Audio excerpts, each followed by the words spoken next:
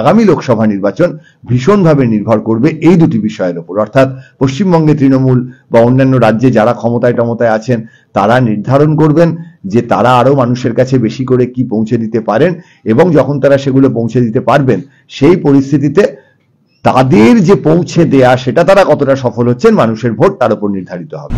এই যে মীনাক্ষী মুখোপাধ্যায় যেভাবে সামনে চলে আসছেন, আগামী দিনে আমি আপনাদের বলি, আমরা যারা রাজনীতি ফলো করি তারা কিন্তু মীনাক্ষী মুখোপাধ্যায়ের মধ্যে যে নেতৃত্ব দেখতে পাচ্ছি সেইটা কিন্তু বামপন্থীদের একটা মোড় ফেরানোর জায়গা হিসেবে তৈরি হতে পারে। দুর্নীতির যে অভিযোগ, সেই দুর্নীতির অভিযোগকে কি ছাপিয়ে যেতে পারবে তৃণমূল সরকারের জনমুখী প্রকল্পগুলি? এটা একটি বড় প্রশ্ন। তারা তো সত্যি মানুষকে 500,000 টাকা দিয়েছেন। যে লড়াইটা পশ্চিমবঙ্গের বিজেপি বনাম তৃণমূলের, সেটা যদি হয় তাহলে এখনো অবধি আমি বলবো আজকের দিনেও হয়তো তৃণমূলের দিকে পাল্লা ভারী, অর্থাৎ তৃণমূল বিজেপির তুলনায় বেশি আসন পেতে পারে বলে মনে হচ্ছে। শীতকালে সুন্দরবন ভ্রমণের নির্ভরযোগ্য একমাত্র নাম সাগর সঙ্গম ট্রাভেলস। নিজস্ব লঞ্চে ভ্রমণ এবং অফুরন্ত খাওয়া দাওয়ার বিপুল আয়োজন। বুকিং করুন 9733066075।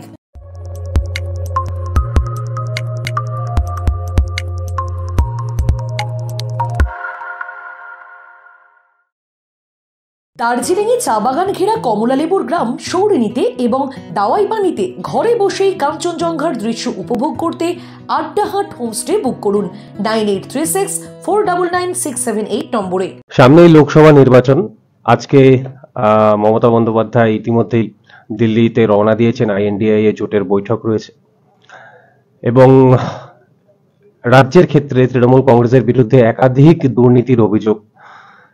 বিজেপি সরকার অর্থাৎ কেন্দ্রীয় সরকারের আমলেও যে ব্যাপক বেকারত্ব বা মূল যে বিষয়টা হচ্ছে, আমাদের লোকসভা নির্বাচনটা তো আমার ধারণা সম্ভবত মার্চ এপ্রিল মাসের মধ্যেই হয়ে যাবে। এবার একটা গণতান্ত্রিক দেশ, সেখানে নির্বাচন করতে হবে, নির্বাচনে মানুষ গিয়ে ভোট দেবেন। এবার এই যে যখন মানুষ ভোট দেবেন তাদের যে মনের কথাটা সেটা আগের থেকে জানা সম্ভব নয়।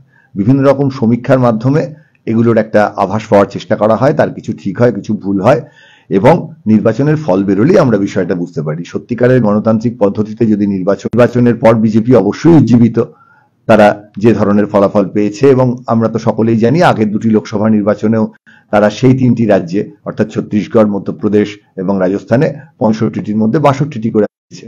অন্যদিকে আপনি যদি দক্ষিণ ভারতে দেখেন, দক্ষিণ ভারতে অন্তত বিধানসভা নির্বাচন বা বিভিন্ন রাজ্যে যে ঘটনা, গত লোকসভা নির্বাচনে কিছু আসন পেয়েছিলেন, এবার সেইখানে আছে আপনার ভালো করবে, এবার এই বাকি 130টি আসনে হয়তো খুব ভালো করবে না, গেল আপনার 330টি আসন।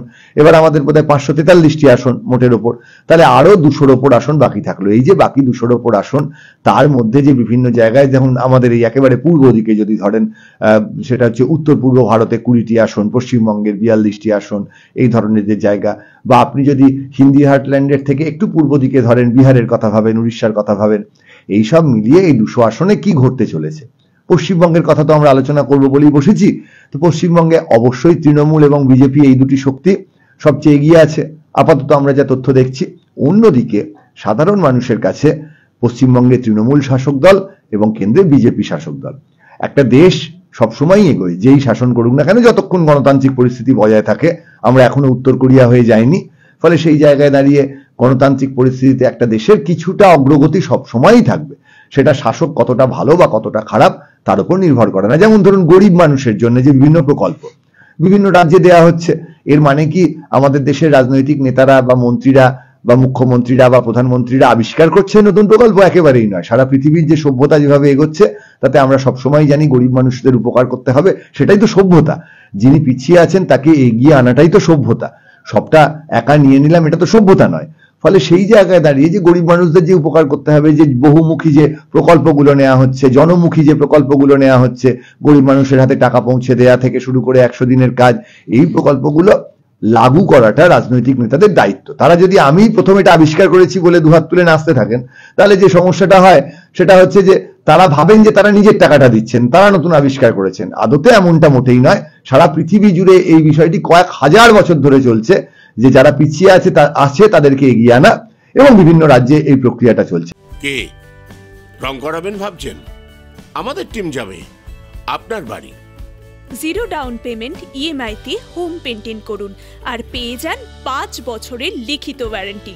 আগামী লোকসভা নির্বাচন ভীষণভাবে নির্ভর করবে এই দুটি বিষয়ের উপর, অর্থাৎ পশ্চিমবঙ্গে তৃণমূল বা অন্যান্য রাজ্যে যারা ক্ষমতায় আছেন তারা নির্ধারণ করবেন যে তারা আরো মানুষের কাছে বেশি করে কি পৌঁছে দিতে পারেন, এবং যখন তারা সেগুলো পৌঁছে দিতে পারবেন সেই পরিস্থিতিতে তাদের যে পৌঁছে দেয়া সেটা তারা কতটা সফল হচ্ছেন মানুষের ভোট তার উপর নির্ধারিত হবে।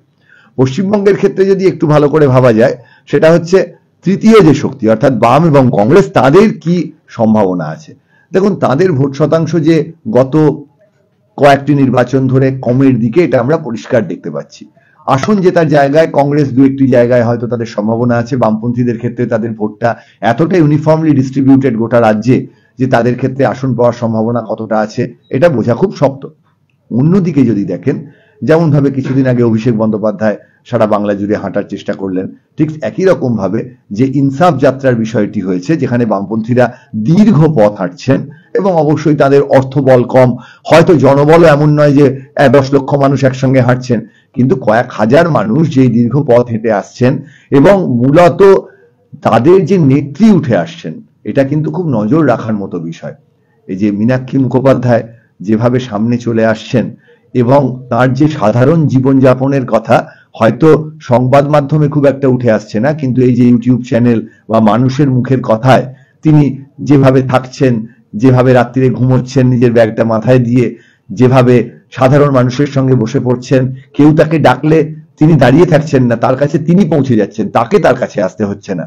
বাংলা এবং হিন্দিতে যে ধরনের বক্তব্য রাখছেন, তাতে পশ্চিমবঙ্গ কিন্তু আগামী দিনের একজন নেত্রী খুঁজে পাচ্ছে। আপনি যদি ভাবেন, একটু ইতিহাসে যাই, ইন্দিরা গান্ধী ইমার্জেন্সির পর হেরে গেছেন 77 সালে, তিনি ঘুরে বেড়াচ্ছেন সারা ভারতবর্ষ জুড়ে, সঙ্গে বেশি লোক নেই, সেখান থেকেও কিন্তু তিনি রাজনীতিতে ফিরে এসেছেন।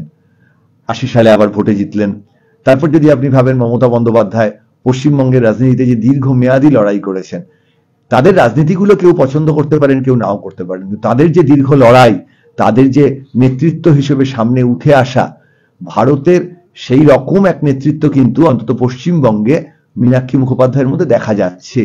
এবং সিপিএম এর যে ভোট না বাড়া, অর্থাৎ সিপিএম এর দিকে মানুষের একটা সমর্থন সামান্য বাড়ছে, আপনি 2021-এর পর যদি দেখেন মানুষ তাদের দিকে যাচ্ছেন, কিন্তু একই সঙ্গে মানুষ যদি বোঝেন যে লোকসভা নির্বাচনে সিপিআইএম আসন পাবে না, সেক্ষেত্রে হয়তো তারা আবার বিজেপি তৃণমূলের দিকে চলে যাবেন। এই জায়গায় দাঁড়িয়ে পশ্চিমবঙ্গ একজন নেত্রী খুঁজছে, যেমন ধরুন কংগ্রেসের অধীর চৌধুরী একজন নেতা। এই মুহূর্তে কিন্তু সিপিআইএম তাদের যে দীর্ঘ পদযাত্রা এবং সেইখানে তাদের মানুষের সঙ্গে যে জনসংযোগ, এই জিনিসটা কিন্তু সামনের লোকসভা ভোটে রিটার্ন দিতে পারে, যদি পার্টির যারা পুরনোপন্থী, যাদের হাতেই মূলত পার্টির দখল, তারা এই নেতৃত্বকে, এমনিতেই তো সিপিএম এর যারা যুবক তারা তো বা যুবতী তারা তো পথে নেমেছেন ভীষণভাবে, এবং তাদের মধ্যে দিয়ে কিন্তু একটা নেতৃত্বের জন্ম হয়েছে। বামপন্থীরা কি একটা প্রসেসের মধ্যে রয়েছে এই মুহূর্তে? একেবারেই প্রসেসের মধ্যে। প্রসেসটার দ্বন্দ্বটা কোথায়? বামপন্থীরা তো কখনো মানুষের মুখ দিয়ে রাজনীতি করেন না, তারা চান যে দল হিসেবে উঠে আসা। সেই কারণে তাদের দলের মধ্যে কিন্তু একটা দ্বন্দ্ব থাকবেই, যে মীনাক্ষী মুখোপাধ্যায় মুখ হিসেবে সামনে উঠে আসা, এটা তাদের দল ভেতর থেকে কতটা অ্যাকসেপ্ট করবে যে এটা উনি আমাদের মুখ। আজকে আগামী দিনে কোনো একটি লোকসভা আসন ধরুন, যেখানে বামপন্থীরা সবচেয়ে বেশি ভোট পেতে পারেন বলে মনে করছেন রাজ্য নেতৃত্ব বা কেন্দ্রীয় নেতৃত্ব বা তাদের পলিট ব্যুরো, সেইখানেই মীনাক্ষী মুখোপাধ্যায়কে তাদের মুখ হিসেবে দাঁড় করানো। দেখুন, নন্দীগ্রামে যখন তাকে দাঁড় করানো হয়েছিল, বামপন্থীরা কিন্তু জানতেন যে সেখানে শুভেন্দু অধিকারী এবং মমতা বন্দ্যোপাধ্যায় লড়াই করছেন, ফলে সেখানে তারা অবশ্যই মীনাক্ষী মুখোপাধ্যায়কে জেতার জন্য দাঁড় করাননি, সেই দাঁড় করানোটা ছিল প্রতীকী। কিন্তু সেখানেও কিন্তু তিনি যথেষ্ট তার প্রচার আন্দোলনের মাধ্যমে একটা প্রভাব বিস্তার করেছিলেন।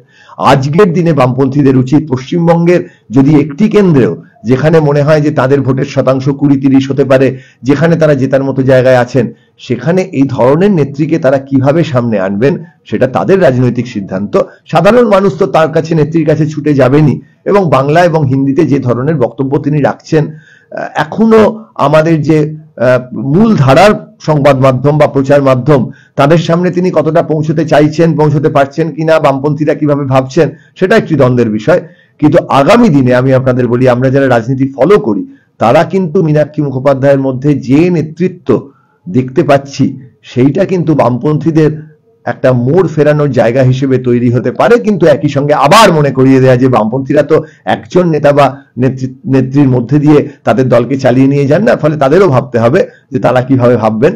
কিন্তু এই যে দীর্ঘ পথ হাঁটা, যেটা 7ই জানুয়ারি তারা একটা ব্রিগেডে সমাবেশ করবেন, এই জায়গায় দাঁড়িয়ে কিন্তু বামপন্থীরা মানুষের ভোট কতটা পেতে পারছেন, আসন না হলেও মানুষের আত্মবিশ্বাস কতটা ফিরিয়ে আনতে পারছেন যে তারাও কোনো নির্বাচনে জিততে পারেন, সেটা কিন্তু পশ্চিমবঙ্গের রাজনীতিতে একটা অবজার্ভ করার মতো বিষয়। অর্থাৎ সারমর্মে যেটা বলতে হয়, অবশ্যই তৃণমূল বা বিজেপি এগিয়ে আছে, কিন্তু বাম কংগ্রেস জোট তাদের সঙ্গে যদি আইএসএফ একসঙ্গে হয়, আগামী দিনে তারা পশ্চিমবঙ্গে অন্য কোনো পথ দেখাতে পারে কিনা, অন্য কোনো ধারা দেখাতে পারে কিনা, সেটাও কিন্তু নজর রাখা জরুরি। আমরা দেখছি তৃণমূল কংগ্রেস দলকে মমতা বন্দ্যোপাধ্যায়, একদিকে মমতা বন্দ্যোপাধ্যায়ের মুখে প্রধানমন্ত্রী, বাঙালি প্রধানমন্ত্রী হিসেবে তুলে ধরা হচ্ছে, একটা সেন্টিমেন্টকে কাজে লাগানো হচ্ছে। অপরদিকে কেন্দ্রীয় বঞ্চনার 100 দিনের কাজের টাকা থেকে শুরু করে আবাস যোজনার টাকা, বিভিন্ন প্রকল্পের টাকা আটকে রাখা, এই ইস্যুটাকে সামনে রাখা হচ্ছে। বিজেপি হাতিয়ার হিসেবে বেছে নিয়েছে এই তৃণমূল কংগ্রেস দলের বিরুদ্ধে ওঠা বিভিন্ন যে দুর্নীতির অভিযোগকে। কোনটা বেশি ফলপ্রসূ হতে চলেছে আগামী 2024 লোকসভা নির্বাচনে পশ্চিমবঙ্গের নিরিখে? দেখুন, মূল বিষয়টা হচ্ছে, যদি আপনি আবার কি করছেন, দেখুন এটা কিন্তু একটা আমাদের যে মিডিয়ার যে ভাবনা, এটা কিন্তু সবসময় আমরা সবসময় আমাদের সাধারণ মানুষেরও ভাবনা যে আমরা বিষয়টাকে দ্বিমুখী করে তুলতে চাই, অর্থাৎ লড়াইটা যেন তৃণমূল বনাম বিজেপির। এটা দোষের কিছু নেই, এটা তো স্বাভাবিক, মানুষ তো সেভাবেই দেখছেন। কিন্তু মনে রাখতে হবে গণতন্ত্রটা বহুদলীয়, অর্থাৎ আমি যখন আলোচনাটায় তৃতীয় পক্ষের দিকে যাচ্ছিলাম, আপনি আবার সেটাকে ঘুরিয়ে দিলেন কিন্তু তৃণমূল বনাম বিজেপিতে। পশ্চিমবঙ্গের লড়াইটা যদি এই যে বিভিন্ন মিডিয়া তৃণমূল বনাম বিজেপির লড়াই হিসেবেই তুলে ধরে, খুব স্বাভাবিকভাবেই মানুষ এই দুটি রাজনৈতিক দলকেই ভোট দিতে বেশি যাবেন, এবং সেই জায়গায় দাঁড়িয়ে যদি বামপন্থীরা বা কংগ্রেস প্রচার করতে না পারে, তাহলে তারাই ভোটের বেশি শতাংশ, হয়তো এমনটা হতে পারে তৃণমূল আর বিজেপি মিলিয়েই লোকসভা ভোটের 80% মতন ভোট পেলেন এবং তাদের মধ্যেই জয় পরাজয় নির্ধারিত হলো। দুর্নীতির যে অভিযোগ, সেই দুর্নীতির অভিযোগকে কি ছাপিয়ে যেতে পারবে তৃণমূল সরকারের জনমুখী প্রকল্পগুলি? এটা একটি বড় প্রশ্ন। তারা তো সত্যি মানুষকে 500,000 টাকা দিয়েছেন, এবং সেই জায়গায় দাঁড়িয়ে তাদের যে মানুষের কাছে টাকা পৌঁছে দেয়া, এবং তারা যে বারবার সামনে আনছেন যে 100 দিনের কাজের টাকা মানুষের কাছে দেয়া যাচ্ছে না বিজেপির জন্য, সেইটি মানুষের কাছে, বিশেষত নিম্নবিত্ত মানুষই তো বেশি ভোট দেবেন, তাদের কাছে গুরুত্বপূর্ণ হয়ে উঠবে। অন্যদিকে তাদের কাছে যদি বিজেপি পৌঁছে দিতে পারে অযোধ্যার কথা, রাম মন্দিরের কথা, এই যে 370 ধারা থেকে বার করে এনে কাশ্মীরকে ভারতের অবিচ্ছেদ্য অংশ হিসেবে আনা, অর্থাৎ এই যে জাতীয়তাবাদী ভাবনা, দেশপ্রেমের যে ভাবনা, ন্যাশনালিজমের যে ভাবনা, এবং তার সঙ্গে হিন্দু জাতীয়তাবাদ, সেই জায়গাটি যদি তারা পৌঁছে দিতে পারেন এবং মানুষের কাছে পৌঁছতে পারেন যে দুর্নীতি মুক্ত একটা সমাজ গড়ার লক্ষ্যে এই ধরনের জাতীয়তাবাদী ভাবনা সামনে আসবে, তাহলে তারা সুবিধে পাবেন। এবার কোনটা কোন দিকে যাবে, এই দুটি দলেরই যথেষ্ট অর্থবল আছে, যথেষ্ট জনবল আছে, এবং তারা বিভিন্ন রকম যে যারা অ্যানালিসিস করেন তাদের সেই অ্যানালিস্টদের সঙ্গে কথা বলেন, এবং সেই অ্যানালিস্টদের সঙ্গে কথা বলে তারা তাদের স্লোগান ঠিক করবেন। এবং এই মুহূর্তে আপনি যেটা বলার চেষ্টা করছেন, সকলেই বলার চেষ্টা করছে যে লড়াইটা পশ্চিমবঙ্গের বিজেপি বনাম তৃণমূলের, সেটা যদি হয় তাহলে এখনো অবধি আমি বলবো আজকের দিনেও হয়তো তৃণমূলের দিকে পাল্লা ভারী, অর্থাৎ তৃণমূল বিজেপির তুলনায় বেশি আসন পেতে পারে বলে মনে হচ্ছে। কিন্তু আবার আপনাদের বলি যে এত অতি সরলীকরণ দিয়ে রাজনীতি নির্ধারিত হয় না, ফলে আগামী দিনে একটু অপেক্ষা করা যাক, গণতান্ত্রিক দেশ, শান্তিপূর্ণভাবে নির্বাচন হোক, রক্ত না ঝরুক। ভারতের অন্য রাজ্যগুলো তো কি শান্তিতে নির্বাচন করতে পারছে। ফলে যে যার মতন করে প্রচার করুন, কেউ রামের নামে প্রচার করবেন, কেউ জনমুখী কাজের নামে প্রচার করবেন, কেউ বিরোধী দলের দুর্নীতি নিয়ে প্রচার করবেন, কেউ কোনো নীতি আদর্শের ভিত্তিতে প্রচার করবেন। এই প্রচারের মধ্যে দিয়ে গণতন্ত্রটা পুষ্ট হোক, অর্থাৎ এমন যেন না হয় সবাই সবকিছুর ক্ষমতা পেয়ে গেলেন, দলের একজনই নেতা বা নেত্রী, এবং আমাদের দেশের গণতন্ত্রটা ভুলুণ্ঠিত হলো। সেই জায়গাটা থেকে আমাদেরকে বেরিয়ে আসতে হবে। মনে রাখতে হবে যে এই গণতন্ত্র বহুদলীয় গণতন্ত্র। ভারতের যে নির্বাচন, সেই নির্বাচনে বিজেপি বনাম তৃণমূলের লড়াই হচ্ছে না, সেখানে কংগ্রেস আছে, তেলেগু দেশম আছে, বিভিন্ন রাজনৈতিক দল আছে, আম আদমি পার্টি আছে, সব মিলিয়েই 2024 পশ্চিমবঙ্গে বিজেপি বনাম তৃণমূলের লড়াই নয়, তার থেকে আরো বড় গণতন্ত্র রক্ষার লড়াই। সেই লড়াইতে যারা ক্ষমতায় আসবেন তাদের দিকে নজর রাখতে হবে, তারা দেশটাকে গণতান্ত্রিক উপায়ে চালাবেন। আমরা যেরকম কিছুটা এগোচ্ছি সেভাবে এগোবো, এবং বারবার মাথায় রাখবো আমাদের যে কথা বলার অধিকার, সেই অধিকারটুকু যেন বজায় থাকে।